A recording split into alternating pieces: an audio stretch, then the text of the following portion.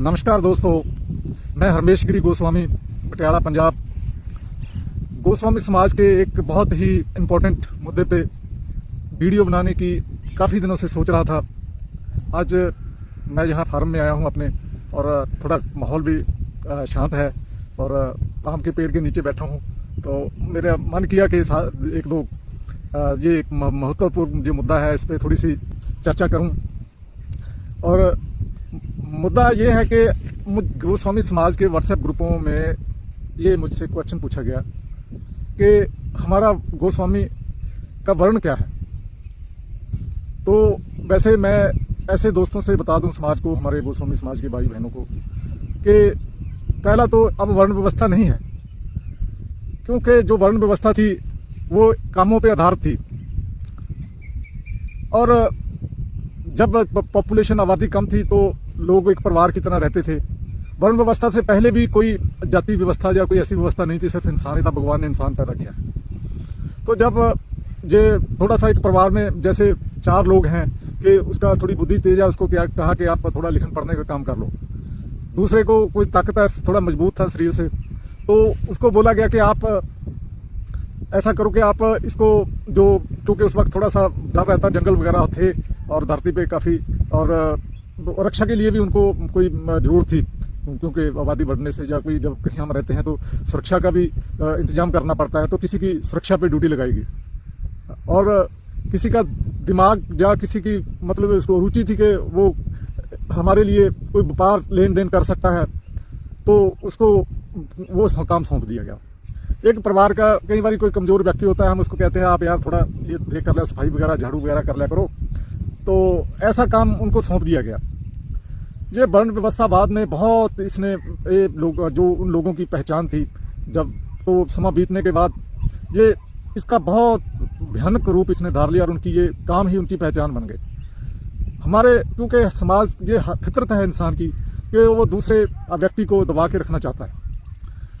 तो ऐसा ही इन देखो शूद्रों का क्या हाल हुआ, बेचारों को ना वो सार्वजनिक जगह पे जा सकते थे, ना उनको कोई ऐसी पढ़ाई करने की बाद में उन पर पाबंदी लग गई, तो रास्ते में वो खड़ नहीं सकते थे। कोई कुआं है पानी का, वहाँ से पानी नहीं भर सकते थे। तो बड़ा एक ये सामाजिक बुराई हो गई। तो आखिर में जब जो दुनिया बढ़ती गई, लोग बढ़ते गए, आबादी भी हमारी बढ़ती गई, तो उसके साथ क्या हुआ कि हमारी लोड़ें, हमारे पेशे जो थे वो उनमें, क्योंकि जो हमारा, क्योंकि अंग्रेजी का शब्द है कि necessity is mother of all, जो है ज़रूरतें हैं, जो कार्ड है वो उसकी इन्वेंशन वगैरह है। Necessity is mother of all inventions. ये जैसे ज़रूरत है सभी लोड़ों की, सभी कार्डों, मतलब ये जो जब ज़रूरत होती है तो बंदा उस कोई आविष्कार करता है नए नए। तो ऐसा ही फिर ये जो वर्ण व्यवस्था थी, with the passage of time, समा लंघ जाने के साथ और आबादी बढ़ने के साथ, लोगों की घरेलू और जो और ज़रूरतें हैं उनको उनके बढ़ने के साथ, तो उसको और सोची समझ आने के साथ, तो ये वर्ण व्यवस्था भी विफल हो गई, एक कोलैप्स हो गई, इसको मैं कहता हूँ ध्वस्त हो गई है। और उसका नया रूप आया जाति व्यवस्था। लोग, क्योंकि जिन लोगों के हाथ में ये वर्ण व्यवस्था थी वो इस चीज़ को कंट्रोल नहीं कर पाए, उसमें बहुत सारी खामियां भी थी और नुकसान भी हो रहा था वर्ण व्यवस्था से। और देखो परिवर्तन भी कुदरत का नियम है, और समय समय की समय अनुसार हमारे में परिवर्तन भी होता रहता है। तो उसके बाद उनमें से 700-800 जाति निकली वर्ण व्यवस्था में से। तो जो वो जाति भी कामों के आधार पर थी, कोई ग्रुप थे लोगों के, कोई लोहार का काम कर रहा था, उसको आप समाज ने उसको लोहार का दर्जा दे दिया। कोई नाई का काम कर रहा, उसको नाई का काम का जाति का दर्जा दे दिया। और कोई सुनहरे का काम कर रहा था, उसको सुनहरे का दर्जा दे दिया। और कोई जो भी किसी काम में कोई खेती था, उसको जाट का दर्जा दे दिया, खेती करने वाले को। तो ये सारी जो व्यवस्था है वर्ण के बाद, जो हमारी मौजूदा जाति व्यवस्था, ये काम पे आधारित जातियां बनी, जो समूह है उनको जाति का रूप दे दिया गया। तो इसमें अगर हम बात मुद्दे पे आते हैं कि अगर हम सोचें कि गोस्वामियों का वर्ण क्या है, देखो सभी जातियां बनी तो वर्ण में ही है, वर्ण से बनी है, ये तो आप सभी भली भांति जानते हैं। तो इसके लिए अगर ये कहें कि अब देखो, वर्ण व्यवस्था में ब्राह्मणों का काम लिखना पढ़ना था, युद्ध करना नहीं था।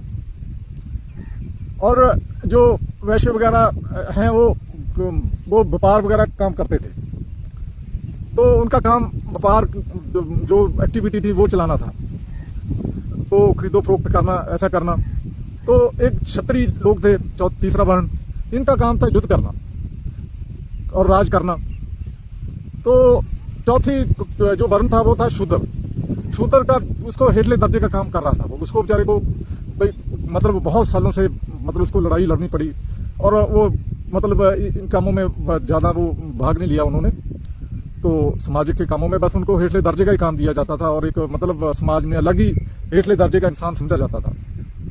तो अगर देखो जो गोस्वामी समाज की उत्पत्ति है, वो पहले हम वैसे तो सन्यासी शुरू से ही, जब से पृथ्वी बनी है, इंसान ने सन्यासी ही पैदा किया है, और ब्राह्मण भी सन्यासी थे, और जो शिव हैं हमारे, वो पहले सन्यासी हुए हैं। तो ये बहुत हजारों सालों की जो यात्रा इसने तय की, और गुरुकुल जो हमारी सिस्टम भी रहा, जहाँ गुरु शिष्य परंपरा थी, दीक्षा दी जाती थी। तो ये जो संन्यास परंपरा है ये बहुत पुरानी है, बेसिकली यही सनातन है। तो उसके बाद क्या हुआ कि जो हमारे ब्राह्मण भाई हैं, इन्होंने थोड़ी श्रेष्ठता के लिए कुछ परिवर्तन इसमें किया, कुछ कर्मकांड वगैरह मतलब इसमें शामिल किए।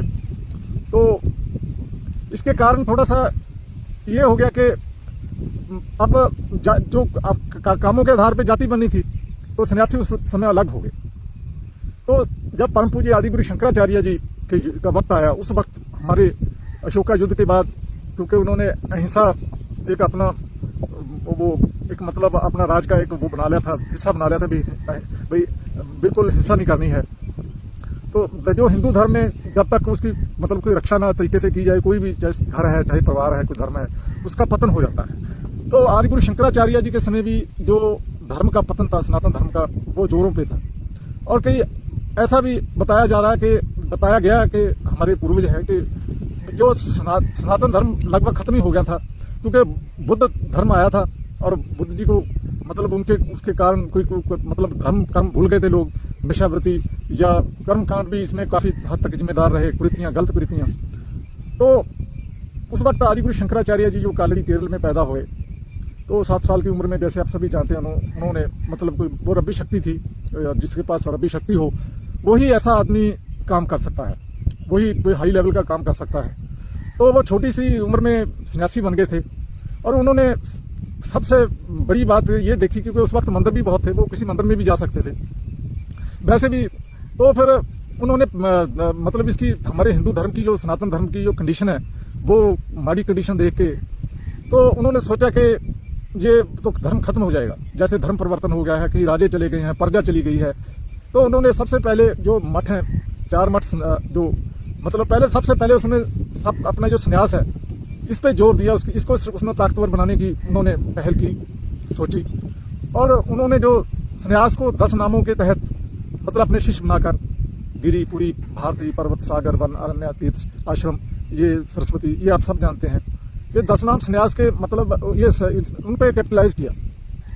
और भारत को हिंदुओं को जोड़ने के लिए उन्होंने 4 मठ, जो 4 दिशाओं में, जो आज का ज्योतिर्मठ है, श्रृंगेरी मठ है, पुरी है, इधर द्वारका जी है, ये मठ स्थापित किए लोगों को आपस में जोड़ने के लिए और प्रचार प्रसार के लिए। तो क्योंकि बिना एकता के कोई सामाजिक लड़ाई नहीं लड़ी जा सकती, किसी समाज को बुराई से, कोई धर्म हानि रोकने के लिए कोई समाज की एकता बहुत जरूरी है, ज्ञान होना बहुत जरूरी है। और बहुत उन्होंने महत्वपूर्ण काम किया।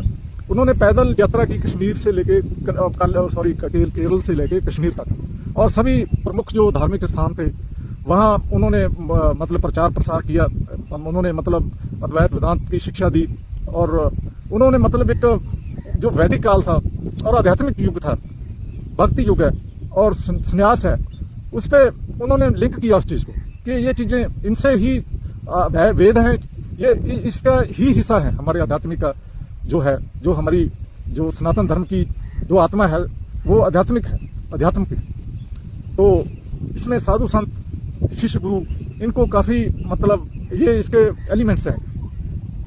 तो उन्होंने इस चीज़ को काफ़ी अपना सहते भी वो उन्होंने लिखा, जैसे विवेक चूड़ामणि कुछ पुस्तक है, आत्मबोध है, और बहुत से 100 के करीब उन्होंने ऐसे मतलब लिखे। कोई उन्होंने मतलब कुछ वो क्या उनको बोलते हैं कि टीका भी लिखा, भाष्य भी, जिसको हिंदी में, मेरी हिंदी थोड़ी कमज़ोर, मैं पंजाबी हूँ तो क्षमा चाहता हूँ। तो उन्होंने जो हमारे वेद शास्त्र हैं उनको आसान पढ़ने के लिए काफ़ी मतलब कोई मतलब सहते भी लिखा, जा लोगों को बताया पढ़ना। तो ऐसे ये एक ना जब मतलब फिर ये दशनामी जो सन्यासी वो परंपरा चली, इसको मतलब धरती की रक्षा की जिम्मेदारी गई थी दशनामियों की, जो हम गिरिपुरी भारती हैं अब जो चली आ रही है, हमारे नाम चले आ रहे हैं। तो बेसिकली जो दशनाम, फिर उसके बाद क्या हुआ, आदिगुरु शंकराचार्य जी के जाने के बाद हमारे जो दशनामी हैं उन्होंने गुरु शिष्य परंपरा, आध्यात्मिकवाद, दीक्षा देकर जो हमारे सनातनी लोग हैं, हिंदू लोग हैं, उनको हिंदुत्व के साथ जोड़ी रखा, सनातन के साथ जोड़ी रखा। और वो जो हमारी आद परंपरा थी आध्यात्मिक, और उसको भी आगे वो लेके गए।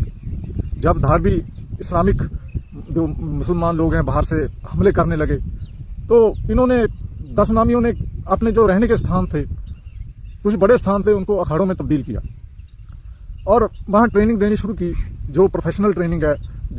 उनकी जो मतलब जो आम उस वक्त के रवायती हथियार थे शरीर के तौर पे, अखाड़े का मतलब एक जहाँ पंजाब में हम जहाँ कुश्ती लड़ते हैं पहलवान, उसको भी अखाड़ा कहते हैं। अखाड़ा तो है वो जहाँ प्रैक्टिस कराई जाती है आदमी को, किसी व्यक्ति को।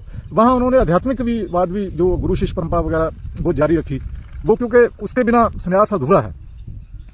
तो जब ये फिर बाद के बीच इसका क्या हुआ कि वही जब उनके साथ लड़ाइयाँ भी लड़ी, जैसे आप सुनते हैं गोकुल की लड़ाई लड़ी है, और काफ़ी इन्होंने धार्मिक जो अपना जो लिटरेचर था, वो ग्रंथ थे, मूर्तियों को इन्होंने शिफ्ट किया। तो नाथ द्वार वगैरह ये आज की इनकी उदाहरण है। तो महाराणा प्रताप जी से भी साथ में खड़े, और काफ़ी कुछ मतलब इन्होंने सन्यासी संग्राम तो बाद में किया है, सन्यासी संग्राम, और वंदे मातरम का नारा दिया लोगों को जोड़ने के लिए। काफ़ी कुछ मतलब उस वक्त पहले तो उनसे जो हमारे जो बाहर से इस्लामिक जो राइडर्स आ रहे थे, धाड़ भी आ रहे थे, उनके साथ लड़ाई लड़ने के लिए उन्होंने काफ़ी योगदान दिया। तो ऐसे संघर्ष में ये कमज़ोर हो गए। तो दशनामियों का काफ़ी बड़ा साम्राज्य बन गया था, ऐसा बता रहे थे हमारे जो पुराने लोग हैं, गुजर गए भी हैं अब, कि इवन पंजाब में बाबा बंदा बहादुर जी तो मतलब उनके साथ भी दशनामी ही आए थे जहाँ, क्योंकि बंदा बैरागी जी एक वैष्णव समाज के थे और उनका काम लड़ाई लड़ना नहीं था। तो वहाँ भी योगदान दिया, काफ़ी योगदान दिया। तो हम वही पॉइंट पे आते हैं कि जब देखो लड़ाई, जब ये अखाड़े बने, तो जो हमारे क्षत्रिय लोग थे, जो हमारे साधु संतों ने उनको ही दीक्षा दी थी, क्योंकि ज़्यादातर वही लोग थे, क्योंकि उनको पता था कि जो जालिम लोग हैं उनका मुकाबला करना है। तो वर्ण व्यवस्था में और किसी को ये जिम्मा भी नहीं था करने का।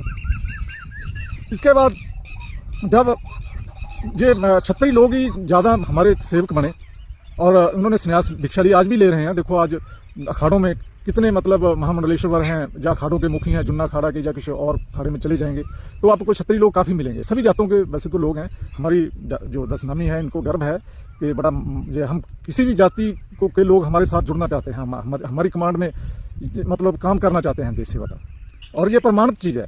ये बाकी जो अखाड़े हैं इनकी कोई वैल्यू नहीं। असली अखाड़े तो यही हैं दशनामी, जो 5-6 खड़े थे पहले, बाद में 1-2 और बने हैं, जो कहीं अब तो काफ़ी हर कोई बनाने लगा है। ये गलत परंपरा है, इस पर किसी और दिन चर्चा करेंगे। तो अगर देखो उसमें फिर वही समूह जो सन्यासियों का समूह था, वही एक दशनामी सन्यासी जाति बना, सन्यासी जाति बना।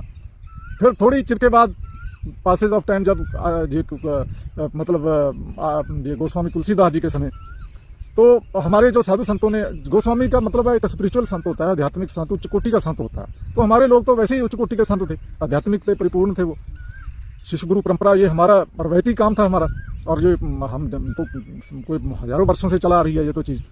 तो फिर जब हमारे लोग गोसाई लिखने शुरू हो गए, गोसाई कहना शुरू कर दिया हमें लोगों ने। तो फिर कुछ समय के बाद हमारे समाज के ही लोगों ने तो इसका जो गोसाई, उन्होंने क्या भी साधु संत का इनसे टैग हटा दो, कोई मतलब वो चाहते थे कोई इसको जाति को ऐसा बना दे भी इनसे ना ये सन्यास की जो है मतलब इनके पर टैग लगा हुआ है ये हट जाए। तो इन्होंने नया नाम दे दिया गोस्वामी, गोसाइयों को। पर जो हमारी पृष्ठभूमि है, बैकग्राउंड है, वो देखो अखाड़े मठ हमारे नाम चल रहे हैं। हमारे जो जाति की उत्पत्ति है वो दशनाम सन्यास से हुई है। तो कोई भी ताकत दुनिया की हमारे से सन्यासी टैग नहीं हटा सकती, ये एक कड़वी सच्चाई है। और हिस्टोरिकल जाति है हमारी और ऐतिहासिक जाति है, जिसने हमें गर्व होना चाहिए। कुछ लोग हमारे जाति के आगे पीछे कुछ नाम जोड़कर समाज को अपमानित कर रहे हैं और भ्रमित कर रहे हैं। मैं उनको भी निवेदन करूंगा कि वो इस जाति के साथ, नाम के साथ छेड़छाड़ ना करें, और क्योंकि सच्चाई हमेशा सच्चाई ही रहेगी। हमारे ही भाई हैं वो, तो उनकी अपनी निजी प्रॉब्लम है बेसिकली। मैं काफ़ी इनके बारे में जानता हूँ, 2-4 लोग, चलो मैं सोशल मीडिया पे नाम नहीं लूँगा। तो जब अब बात वहीं आती है कि जब तो हमारे छतरी लोग आए, उन्होंने चलो शादी वगैरह करनी शुरू कर दी, तो हम गृहस्थ में भी आए। तो जब वो ग्रुप जाति रूप बना तो उसमें छतरी लोग थे। तो हमारा वर्ण, क्योंकि ब्राह्मण ने कभी युद्ध नहीं किया, शूद्र बेचारे को वैसे नहीं वहाँ उस वक्त कोई पूछता था, समाज कोई मतलब उनकी कोई वैल्यू नहीं थी इन्होंने। तो दूसरे अपने हमारे लोग हैं मिश्रा जिस तरह है, तो उनने वो व्यापार वगैरह काम करते थे।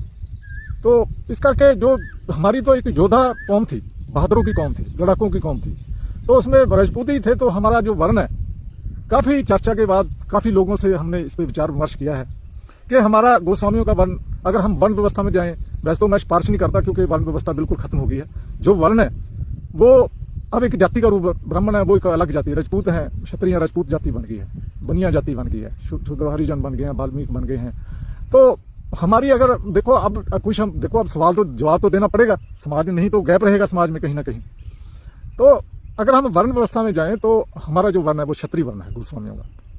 मैं आज का आप मुझे अपने विचार भी भेज सकते हैं मेरे फ़ोन नंबर पे, मेरे फेसबुक पे या कहीं भी इंस्टा पे। तो मैं ये एक बड़ी कन्फ्यूजन है, हमारा समाज भ्रमित ना हो कि हमारा कोई और वर्ण है। मैं वैसे अब वर्णों के चक्कर में पढ़ने से तो आप लोगों को मना करूँगा, क्योंकि अब काम जो आपके रिसोर्सेज हैं, साधन हैं, उस पर वही मतलब ज़रूरी है आपके पास होने। तो वर्ण व्यवस्था में ना कोई रह सकता है अब, ना ही वो अब प्रिविलेंट है, ना प्रचलित है वो।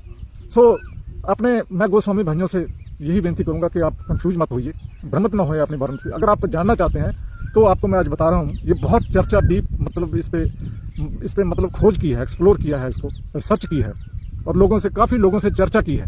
तो मैं इस कंक्लूजन पे पहुंचा हूँ कि हमारा जो दशनामी है, जो पहले 10 नाम सन्यासी थे, फिर गोसाई बने, फिर आप गोस्वामी बने हैं, ठीक है। और तो हमारा जो वर्ण है गोस्वामी का वो क्षत्रिय वर्ण है। ओम नमो नारायण।